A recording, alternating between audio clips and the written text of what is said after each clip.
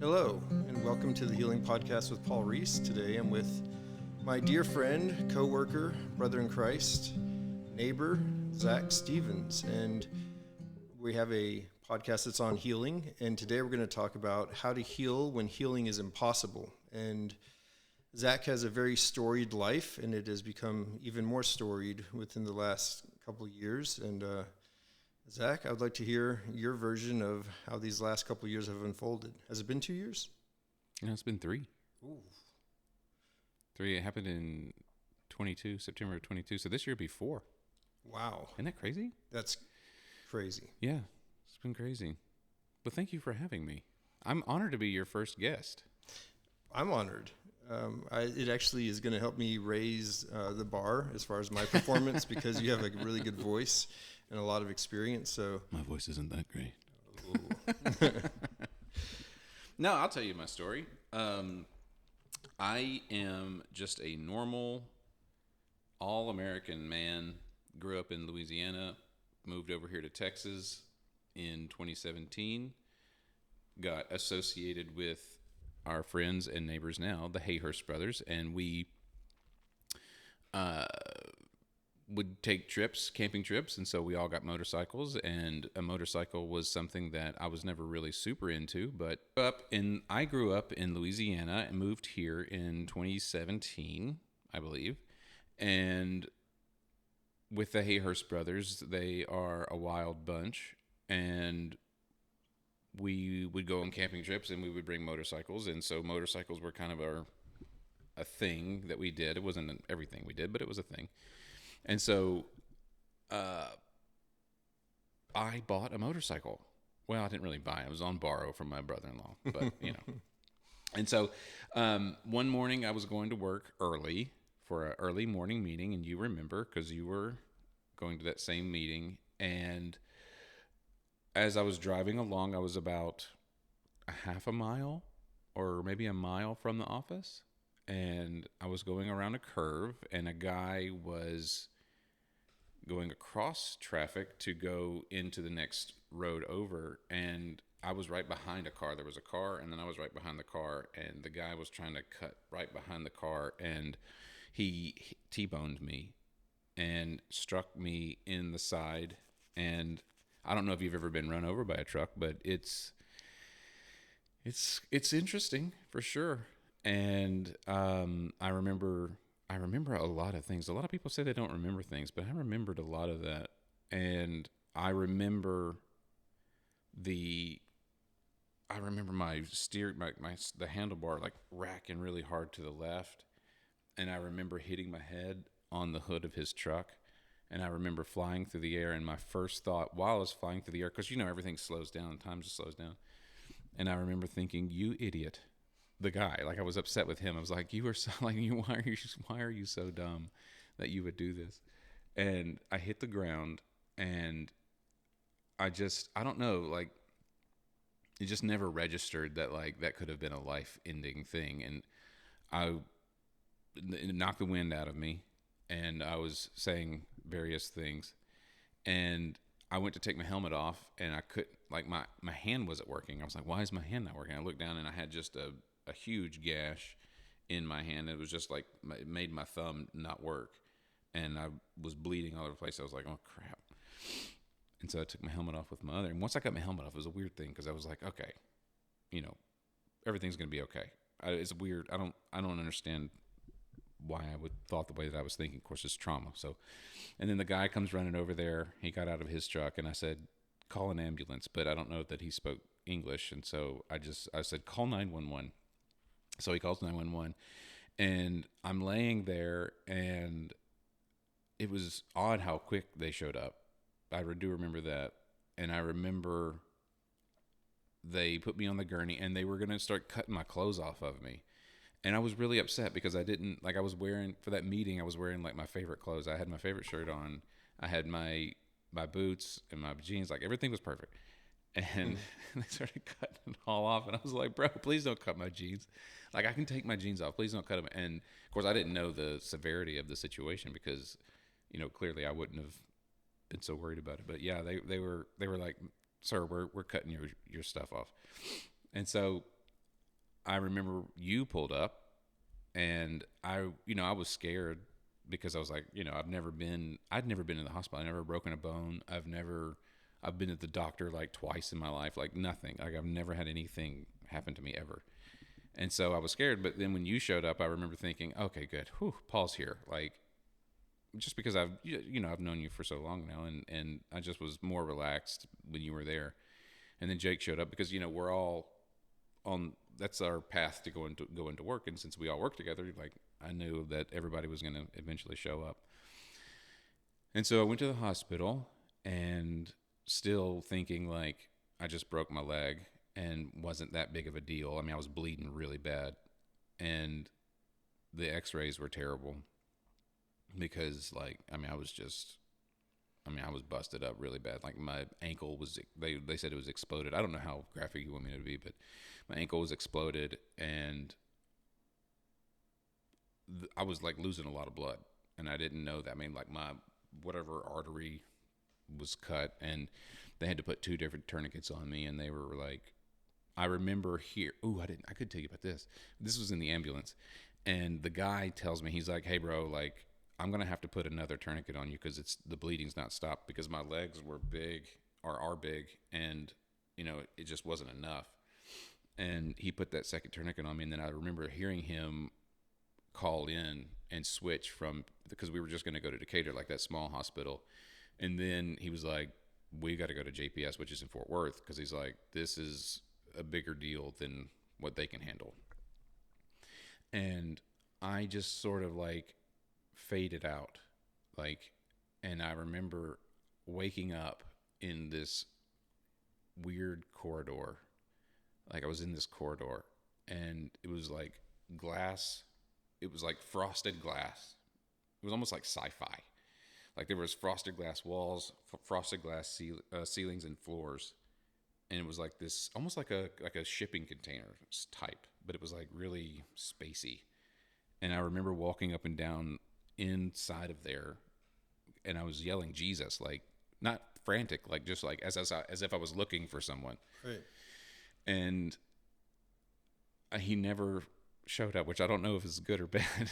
He wasn't there, so I don't know if that was good or bad. But and then and then it just sort of like I've never felt this before or since, of like it's like a swoosh, like a like, and then like boom, and I'm back in the ambulance. Like it was a weird like transition. I still don't understand. I know that's not what this podcast is, but maybe it's a blurry situation. But but yeah, so I kind of swooshed back into the ambulance, and I didn't know what to make of it. It just, I don't know if it was drugs. I don't know if it was, because they had me on morphine.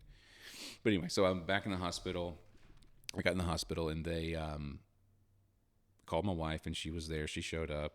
And again, I'm not thinking a whole lot. I'm not, I just thought it was kind of not a big deal. And they put me under, and then I woke up, and my wife was there, and Jake Hayhurst was there. And I remember looking at Katie, and I said, "Did they take my leg?" And she just kind of shook her head, like nodded yes. And I laid my head back, and I thought, man, that sucks. Like, I was like, I'm like, dang it. I wasn't like freaking out or panicking. I just was like crap. Like almost like, it was like almost on the same level of them saying like, they cut my jeans off and I'm not going to have those jeans back. You know what I'm saying? It was like a weird, like, well, shoot. Yeah. And it was like this weird downplay that I kept doing. Like, it was like, I'm going to bounce back. It's not a big deal. And so I was in the hospital for just a couple of days at JPS, and it was a nightmare. I mean, it was just a nightmare because that was back whenever they were still stacking up rooms because of COVID. And so I got transferred out of there and into rehab. And, I was in rehab in McKinney. And again, still in denial, still kind of like, this is all going to be fine. Really not a big deal. Everything's going to be, it's going to be fine. And it wasn't until we got home, after we were there for like a week, and we got home, and the day we got home, it all kind of like settled in of like, this is different. This is not, my life is fundamentally different from what it was.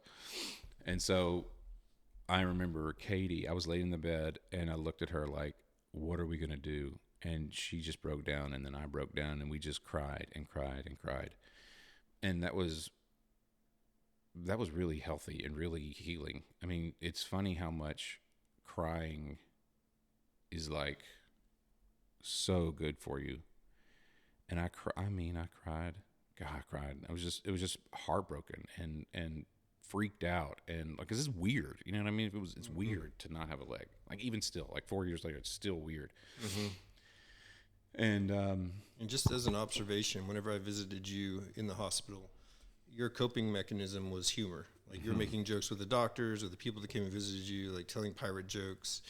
You know, it's interesting how, you know, our default mechanism when going through that kind of like trauma is like, let's, you know, make fun of it, or let's laugh about it. And but on the depth, there's something much more going on. Oh yeah. Yeah, I mean, that's my humor. I mean, humor is my Right. my wall. It's my defense, and I was certainly using it there. Even whenever I was wrecked out on the ground, like literally on the concrete, was making jokes. I remember that. It's a default thing, Yeah. and it's like, it's something that it's weird. It's just like sin. It's like, I know what I'm doing, Right. but still do it. Right. You know, I don't understand. I can't explain it. Some people get angry. Some people like just Right. get silent. Some people, that mine humor is mine. And Do you mind sharing that you had a story of whenever you were leaving the hospital that I remember? And I think it's like in a not so good area of Dallas, and it was the first time you felt. oh yeah, that's really good. Yeah. Right. So it was in Fort Worth, and we were leaving out of the hospital, and I've used to train martial arts, and I trained in, you know, tactical security things, and I've got a lot of, you know, special forces friends, SWAT team friends. Like, we've gone shooting together and done all kinds of gun stuff together and security stuff, and so I've always felt really like good about being able to handle myself, protect my wife, protect those around me. And I remember getting wheeled out in a wheelchair, and I saw there was just this really shady dude that was walking up, and it just hit me. I was like, oh crap, like, if this dude wanted to take my wife or hurt me or hurt her or steal something, like, I got nothing. Like, what am I going to do? Like, hop after him? You know what I mean? And it hit me so hard. And I thought, like, oh crap, I'm no longer who I was. Like, I'm no longer a man. Like, I'm no longer, like, my wife is going to leave me. My wife doesn't love me anymore. No, I'm no longer worthy of what I used to be worthy of. And like, that was a big thing that God really had to, I mean, burn out of me. It was literally burned out of me. I say literally. It was metaphorically burned out of me. And it's still being burned out. But yeah, there was a lot of those kind of realizations of everything is different now. I'm not, you know, everybody has those mile markers in their life or whatever, and this was one of those where it's like you measure everything before that and after that. And but yeah, so when I get home, I'm crying with Katie because I realize, like, this is not good. And I was planning on, in my mind, I thought, if I can just get a prosthetic leg, I'll get back to normal and everything will be fine. And so I was supposed to wait like 6 weeks. The guy came into the hospital. I was like in the hospital for like 2 days, and he showed up. Like, his name is Kai Davis. Awesome dude. But, like, you know, that's his job. He just comes in, like, when he hears about an amputee, that he shows up. And so I called him. He said, yeah, I can get you in 6 weeks because you need time to heal. And so, okay, no problem. So we waited the 6 weeks out, and I was on my sticks, you know, the sticks or whatever. And I remember the guy telling me, another salesman, like, if you get hurt like this, the salesmen are coming. I mean, they coming. It's like I guess it's just an American thing. But they came up for wheelchairs. Like, a wheelchair guy came, and I was like, bro, I'm not. I ain't doing a wheelchair. Like, I'll do it now, but, like, he's like, you're gonna need a wheelchair. And I was just like, bro, I really don't think so. Like, I don't think I'm gonna need a wheelchair. But Katie was like, no, we have to do it. And for anybody that loses a leg, you gonna need a wheelchair. So I'm super glad that I bought that wheelchair. But anyway, so after the 6 weeks was up, we went to McKinney again to get my prosthetic, and the guy puts on. You have these like it's like a suction, not a suction, but it's like a liner, and it's like a really thick latex. So he throws the liner on, and he starts measuring my leg and doing all the measuring stuff. And we're excited. Katie and I are excited because it's like at least this is going to get kind of resolved. And after he does all the measuring, he takes that liner off. And when he took that liner off, all of this fluid started coming out of that liner from my leg. And he was like, "Oh," and then I was embarrassed because I was like, "Oh, like what's going on? Like, what is that?" And it was, I forget the word. I used to know it, but it was like it wasn't like pus or anything. It was just like a liquid. It was like from my leg. I was like, my leg was draining. I was like, "What the crap is this? Like, what's going on?" He said, "Bro, your leg's infected. You got to go look it up." So we went to the nearest doctor to like literally 2 blocks over to say like, "Hey, can you fix this real quick so that I can go back and get my leg?" And they're like, "No, this is not just a quick fix." And so we had to, again, now we're having to schedule more appointments and do all, start this whole process over again of like hospitals and doctors and all this kind of stuff. And so we go to the doctor and we go to the different practitioners, and they're giving us other opinions. I think it might be an ingrown hair. It might be from, it might be just something left over from surgery. It might be whatever. And so it was like this for months of going back and forth, and nobody knows, and it hurts, and now it's starting to bleed. And so they finally decide we're going to have surgery again. And it just, I don't know if you've ever had surgery. Have you had surgery? Yeah, multiples. Yeah. Okay. So you go under and then you come back out, and it's like, it's just miserable. It's not a good. And I was just devastated because I was like, man, this really sucks. I'm not interested in this. It's just so much suffering. Well, I had to go in. They gave me the surgery, and they, got me all fixed back up. And then it was another 6 weeks of waiting.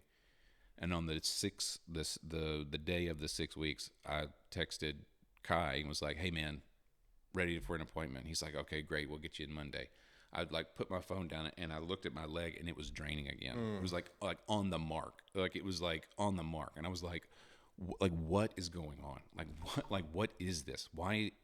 Like it was, I mean, I was so depressed and so like, I was in just complete survival mode, like my levels of cortisol were just through the roof. And we went in again, and they, this is like, this is over the span of like, a year and a half of all of this. So after the wreck. Right. So I still haven't walked in like a year and a half. And they go in and they're saying, "Yeah, we need to get you in with what's the like the not disease but infectious disease." So I go in there and they literally start cutting me open like while I'm like watching them do like a wake. And they gave me some topical like anesthesia, which topical I guess just meant doesn't work. And so they put the topical anesthesia on there, which didn't work, and they were just literally just cutting me open, and like it was so much pain. And then I'm going to MRIs, getting all kinds of scans and stuff. They're drawing stuff out. They can't figure it out, and so I was passing. And again, I don't want to get too gross, but they were wanting me to wash the inside of my leg, right? And so I had like these like holes in my leg, and I had to like shove while I was by myself, like when we got home, they're like, "We just want you to clean these out, wound care stuff." So I'm literally having to like inject myself with fluid to wash this stuff out, and I'm having to run like catheters, like 12 inches of catheter into my leg like every night. And it was so painful, and it was like, it's like unnerving to have to like do that to yourself. I can't imagine. It was miserable. And I remember crying and just being like, "Lord, what is this? Like, please heal me of whatever this is. I'm begging you, please heal me of this." And the healing never came. It just was not, like, I was out. Like God was like, "No, like I'm just not going to heal you." And you hear all these stories of people who like, I prayed for the Lord and the Lord answered me and everything was great. And that was just never my story. You know what I mean? That was never like God spoke to me and he told me, like, I've never heard the voice of God. Like it's never been there.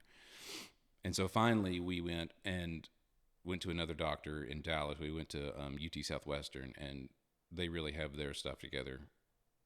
And they wanted surgery again. And I'm like, man, I'm not interested in this. Mm-hmm. So finally we went into surgery again, and they figured out it was bone wax. Like, so whenever you get your leg amputated, they put wax on the bottom of your femur so that it slides around easier on your deal. And my body just was not having it. And so it was like trying to get rid of it. And so it just stayed infected the whole time.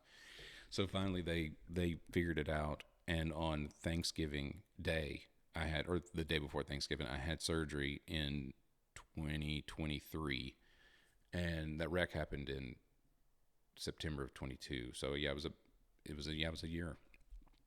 And then I had to wait again, the 6 weeks again, waited, and then was able to go in. And actually, you wouldn't believe the anxiety that Katie and I had when he puts that liner back on my leg, because I was like, it's going to happen again. It's going to happen. I just know it's going to happen again. And he pulled it off, and it was dry. And she and I both were just like, oh my gosh, like praise God. And so I got my leg, and there was just another thing of like, I thought that it was going to be different with my prosthetic leg. Like, I really thought it was going to be like, you put your leg on, everything's back to normal, and you go fight crime. And it's like, but that's just not that's not the way. I had to learn to walk again, and it was miserable. Like, I'm just now getting to where I can, it's like almost 4 years now, and I'm just now getting to where I can walk around and feel confident with it. You know what I mean? Because it took me months to get to where I could walk without sticks or without a cane and all that. And so now I'm able to walk, and my leg is healed up, and I'm just in my new normal. Do you know what I mean? So that's the story. So the interesting thing about your story to me is when you create a podcast called the Healing Podcast, as far as I know in the Bible, a withered hand is the closest to what Jesus would have healed. And, I've never heard in the Bible of a leg growing back. Mm-hmm. And so it's like, how do you heal from something that can't be healed? And so to me, the only way to heal, and to heal is to be made whole. So literally, you would have to grow a leg back to be made whole physically. So just, you deal with physical healing only, it seems impossible. But there's emotional, there's psychological, there's spiritual. Like, just talk me through kind of whatever one of those you want to engage, or maybe they all hold hands. But what has healing looked like for you emotionally, as a father, as a husband, as a man, psychologically, spiritually through this? Yeah, that's always a question that, I grew up in the church, and I grew up teaching classes and preaching and all the things. And I've heard that question before: why doesn't God heal amputees? And it's something that I really always kind of struggled with, because I never really understood why God wouldn't heal an amputee. But I mean, like, literally thought about that question, a long time ago. And now that I am an amputee, I kind of have a better perspective on it to say, like, I don't know that I would want to be healed from this physically. Now, obviously, I would like to have my leg back. I mean, but like to be miraculously healed, there's a couple of things that would be difficult with that. One, you would never end. Like, people would constantly come up to you and would want to know the story, and you would have to. I mean, you can just imagine what would happen with all of that. Can't take a picture with your leg, right? And then being called a fraud or being called a whatever. Like, it would. I imagine it would probably be pretty traumatic in and of itself to have to deal with that, because it's never happened before, except for the one guy that you talked about. I looked it up. There's one guy in the 1600s, and a nun prayed for him consistently, and it grew back, and the whole town witnessed it. And I was bringing that to you as like, hey, maybe there's a chance, I don't know. I mean, I don't know if that's. I mean, maybe. I mean, I'm. That's the thing. It's like, I'm not going to put anything past the one that breathes planets out of his mouth. I'm not going to say that he can't do that. I think the God of all creation certainly could figure out and grow my leg back But I've learned a lot about myself, and I continue to learn a lot about myself because of this. And so I don't know that I want that gone. You know what I mean? I don't know that I want that suffering to leave. It sounds kind of crazy, but I think I disagree with the idea that since we are Christians, we're not supposed to suffer. Like that whole notion of like, especially like prosperity gospel, and like if you believe it and you believe God, and if you ask God, He'll give you anything, and that I just I don't buy it, because that's not what I'm not living for this life. You know what I mean? Like this life is not this is not the end goal. And so if I have to suffer here for a while to learn, then so be it, because my goal is kingdom building. You know what I mean?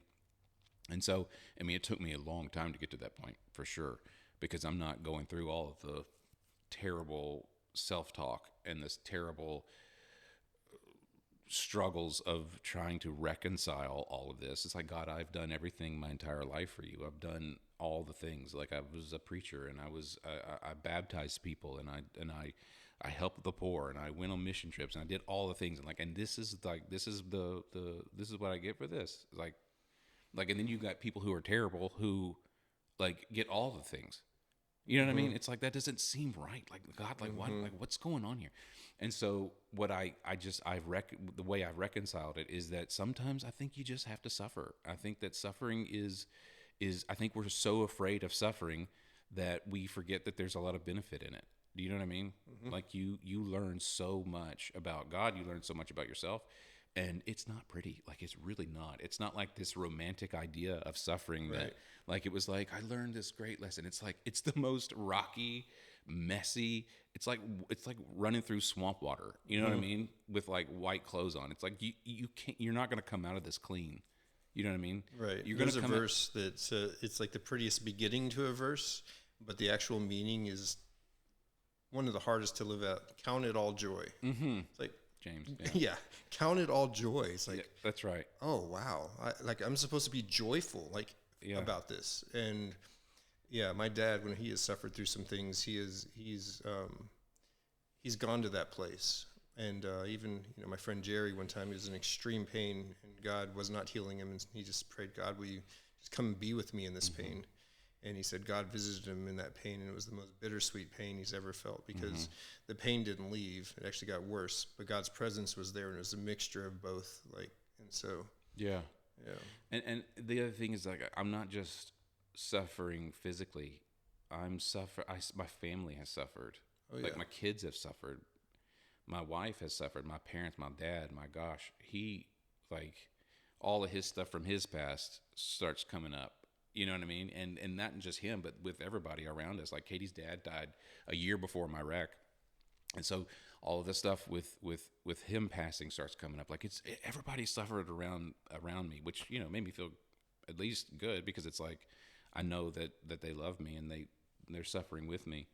But it's not, like I said, it's not clean, and it's not easy, and it's not pretty in the suffering. But it's like working out or anything else. It's like you go through the hard thing, and then you reap the benefit on the outside of it. You know what I mean? How did this change your relationship with God and your understanding of God?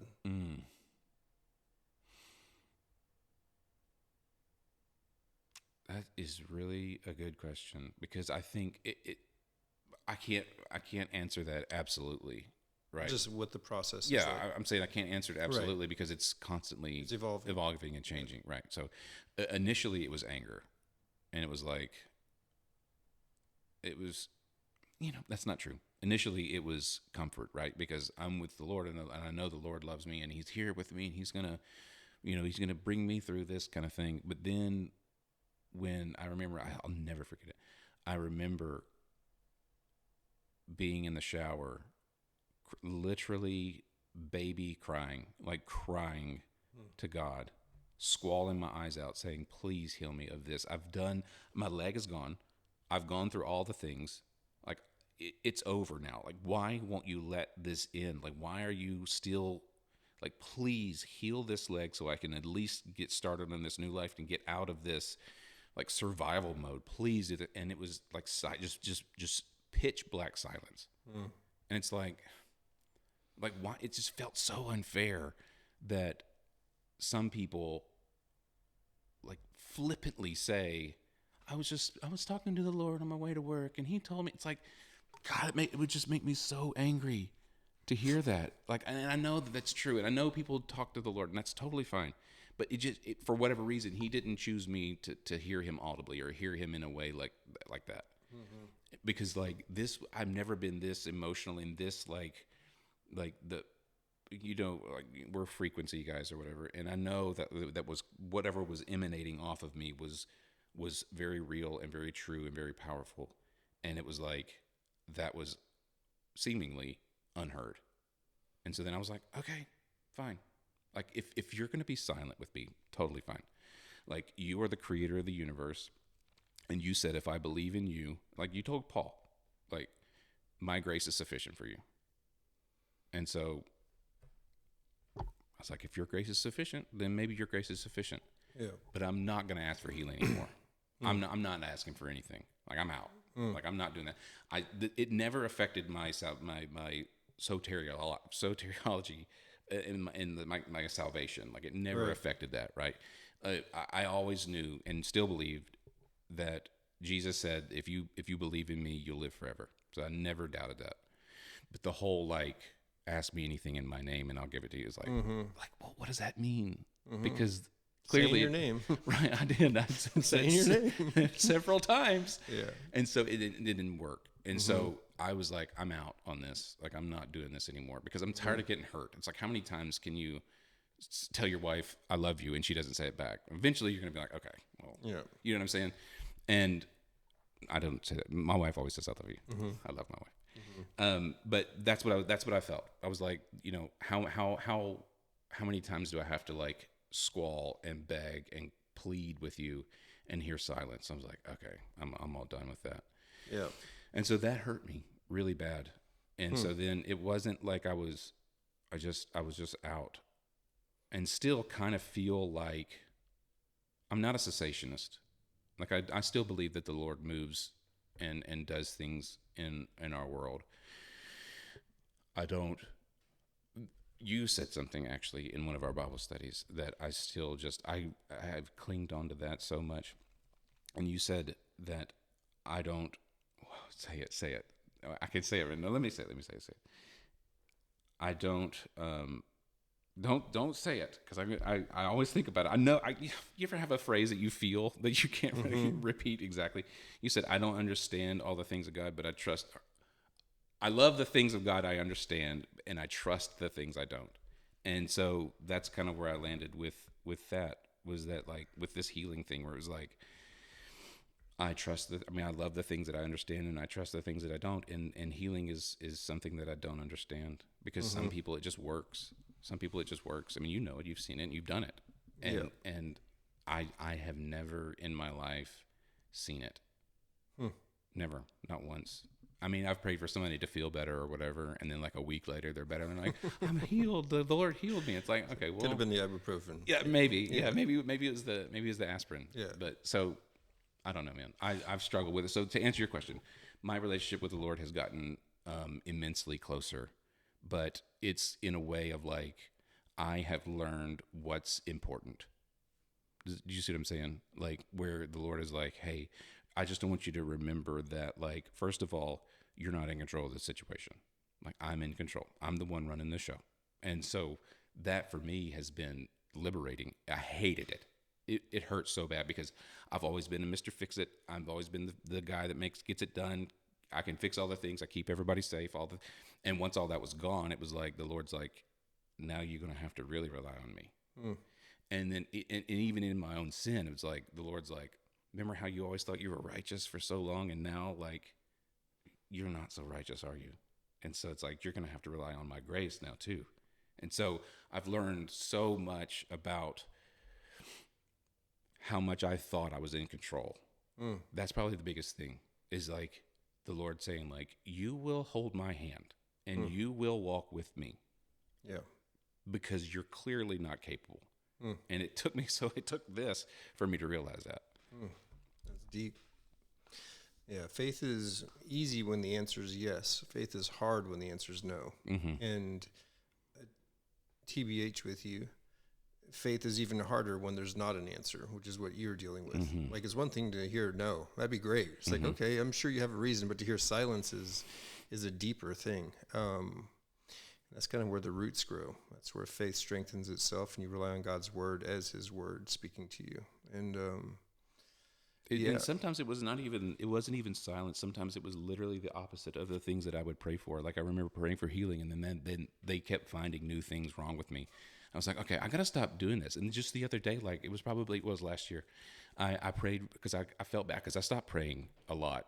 Like I prayed for Thanksgiving. I my thankful prayers. Thank you for X, Y, and Z, but never please be with or please do any of those. I'm out. So finally I was like, I need to start praying for my children because I just want God to protect them. I was like, Lord, I want you to keep your hand over my children and protect them. Paul, I'm telling you, the very next day, Copeland got in a wreck on the side-by-side and split his face open. And we had to go, he had to go to surgery to like get his face repaired. I was like, why is everything I'm praying for the opposite happens? Like it's like I'm out. I can't keep doing this. Of course, I've kind of reconciled that, but because then my wife was like, "Well, you don't know what you prayed for. Maybe he was going to die in that wreck, and really it was just like this one thing. And since you prayed for that, it was protection. And so I was like, okay, well, maybe so. So I don't want to be cynical, but also don't want to be like romantic, you know." Yeah, just as an observation in the last 4 years, I can't believe it's been that long, but I'm going to share one story with you that really meant a lot, because I've seen you go through this whole thing. We're next doors, we work together every day, seen the ups and the downs, the breakthroughs, but there was a storm that blew through this past summer, and downpour, winds coming in 70 miles an hour sideways, and you live right below me. And it took your chicken coop and threw it down in the little ravine. And out here, there's a lot of clay. And so when that clay gets wet, it's just like the slippery, most sticky, slippery soil you can have. And so I was like, in my mind, I was like, man, I'm going to go down there and help Zach. And you were down there in the hardest conditions possible in the middle of the Texas summer heat and humidity after a major downpour, and you were doing it. Like, you weren't in the house sitting on the couch being like, yeah, I'll hire some people later to come up there. Like,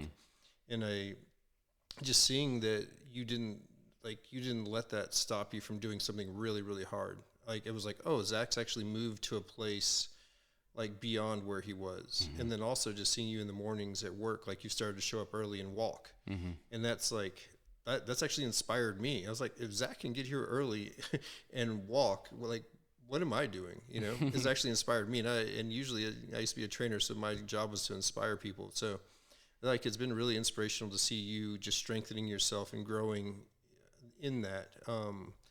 And I have, just so much respect for how you've kind of just grown through it and just your honesty with it as well. It's a deep thing. Kind of what if someone else lost, say, a limb or a leg or whatever, what kind of advice would you give them as far as like going through the process, understanding like spiritually how to heal, emotionally, psychologically? Like, what would you encourage them, or how would you encourage them? That's a good question. First of all, I would get a massage gun and red lights. There you go. If this is a healing podcast, a massage gun and red light has been a really good thing for me. I think that, I don't know that there's a whole lot of difference in someone who has lost a limb and someone who has lost a loved one. I don't know that there's a whole lot of difference. I mean, it's a lot of the same stuff. Like, you really kind of grieve in the same way. I think as far as like losing a limb, my best advice, I wish somebody would have told me, was you got to think, you've got to change your paradigm. You got to change your thinking. And by that, I mean, you can't try to go back to what you were, because it's not going to happen. And the more you try to do that, the more frustrated you'll be. Do you know what I mean? Like, you're going to get frustrated, and you're going to slow your progress if you're trying to go back to who you were. It's just not, you're no longer that person anymore. You've got to forge a new one. Spiritually, if you're not if you're not connected with the Lord, the only thing you have is indulgence. Escapism, Yeah. indulgence, yeah. That's the only thing you got. So I think that there is some benefit in escapism initially. Yeah. You know, It's almost like necessary. Yeah, yeah. And I remember I've got my brother-in-law is a counselor, and he told me that. He's like, bro, you got to go do something. You got to, whatever, video game, movies, whatever you do, like, he's like, you got to go hit that for about a month. And I did. And it was really good. But there comes a point where it's like, that's not going to do it anymore. That's not going to cut it anymore. And so I found myself depressed and constantly escaping. And I'm an isolation guy. Like, I will isolate so fast. Like, even though I'm like a funny guy that loves parties and all that kind of stuff, my energy comes from isolation. And so, you know, I'm a big race fan, and I have a racing simulator, and so I would just disappear and just race forever, and if I'm not careful, I'll still do that. So my advice is isolate, that's fine, or escape, as long as it's not maladaptive behavior, meaning like drinking or drugs or sex or whatever, all those things. But, you know, so no sex? You can have sex. Okay. So just being clear. Yeah, but I meant like extramarital sex, I guess. Sorry. But I've noticed patterns. So I'm a pattern guy. Like, I notice patterns even in myself. And I've noticed that my escapisms happen when I'm not in communication with God. So there's like a direct correlation with your own sin and your own depression and your own suffering and your proximity to Jesus, right? And so after all the prayer stuff happened to me of like, God's not listening to me and all this kind of stuff, I just stopped praying for a long time. And like, again, not abandoning the faith, but like just totally different than what I was. And my life became miserable, like just miserable. And I hid it really well, but like, it was, I mean, like I did not want to wake up, and I had suicidal thoughts, and like, I was like, this is so dumb. Like, this life is so stupid.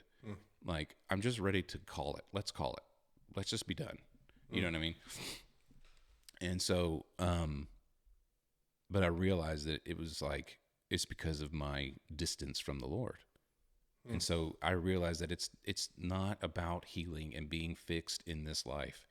It's like you are a creation, and you were created to be in constant communication with your Creator.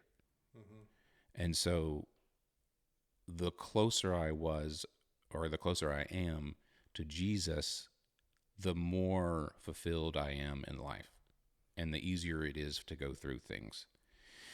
And that includes, like, I'm a metal and rock kind of guy, and you and I have had this discussion a lot.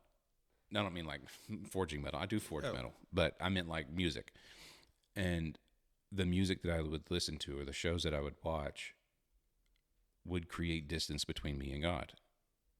And once you start listening to worship music, once you start reading the Word, once you start speaking to the Lord, the closer you are to God in that respect, the easier your life is going to be, because you are aligning your frequencies with the one that creates frequencies. Do you know what I'm saying? Like, once you're aligned with the Creator, your life goes smoother. It's like, once you start getting perpendicular to the path, you're going to have resistance. You're going to have trouble. It's like, the more you get in line with this path that God has created, it's like the easier it's going to be, bro.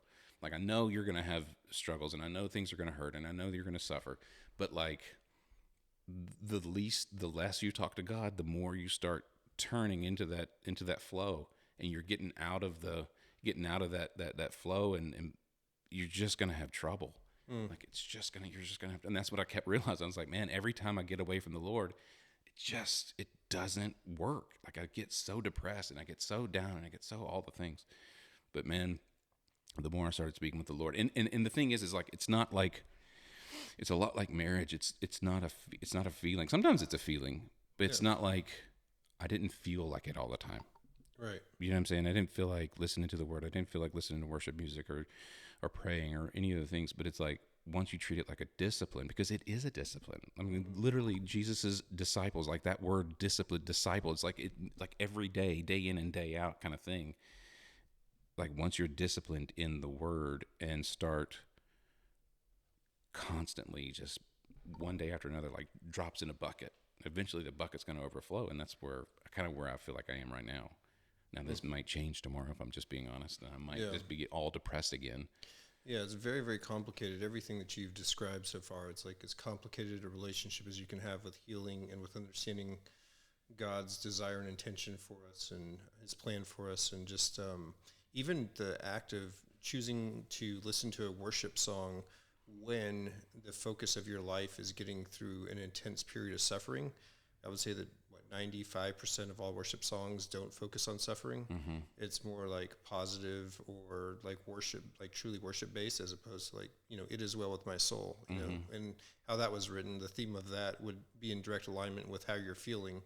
But the majority of them, it's almost like if you're listening to worldly music, at least the worldly music seems sincere. God, I never thought about that. And it's like, why am I pretending to have joy in this worship whenever I truly want to have sorrow?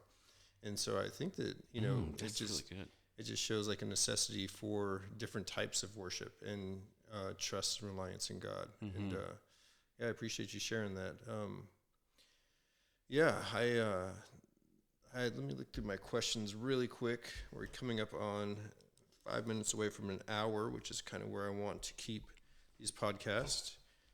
And let's see here, Zach. I feel like I rambled. You did a really good job.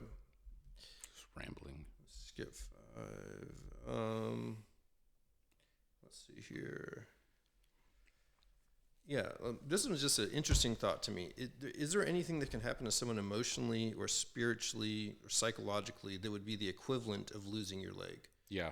Like, there is? What? Mm-hmm. Yeah, losing a family member, I think. Losing someone close to you, like someone dying. So you think that's like a part of yourself is gone that will never be able to be replaced? Well, yeah, it's not just a part of yourself. Like, because literally who I was is different than who I am today.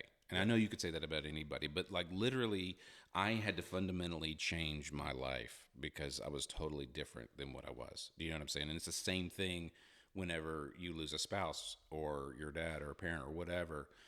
Like, it's no longer the life you had before. It's totally different now. And so that's what I would say is the closest that you could get to understanding. Losing a spouse. Yeah, because you're like everything you've ever known is now different.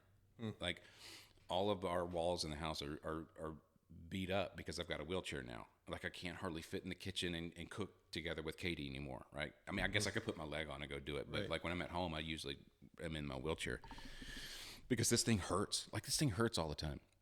Like I have whelps on my leg from where this liner like rubs my leg raw or Phantom whatever. pain, nerve Phantom pain. pain is just it's gotten a lot better since. Oh, that's a good tip. If you've lost a leg, phantom pain is terrible, but if you can get to walking on your leg a lot and be disciplined with that, that usually helps a lot. But anyway, it helps with phantom pain.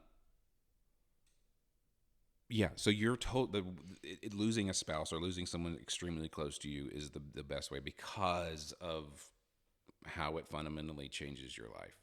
Because everything you ever did was with my wife or with my dad or my mom or whatever, or everything I ever did was required walking, and so now it's just totally different. So that's the best. That's probably the closest. And so I really feel like, although I've never really lost anyone super close to me, I lost my grandfather and he was really close, but nothing ever traumatic.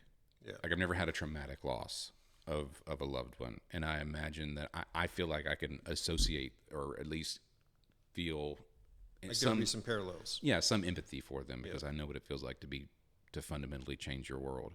But again, it's the same thing. It's like the closer you are to Jesus, the easier it's gonna it's not easy, but the more in line with the flow you'll be. Yeah. You know what I mean? Cool. Zach, thank you for your time on this Saturday. Appreciate you sharing your story and being vulnerable, and love you, brother. And hopefully this encourages someone who's going through it, man. Yeah, thanks, Paul. I love you too, man. Absolutely.